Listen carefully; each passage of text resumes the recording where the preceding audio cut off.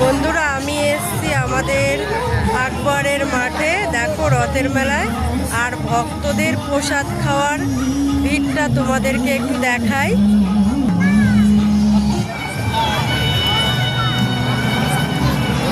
দেখতে পাচ্ছ কত লম্বা লাইন প্রসাদ খাওয়ার। ভগবানের প্রসাদ এমনি পাওয়া যায় না।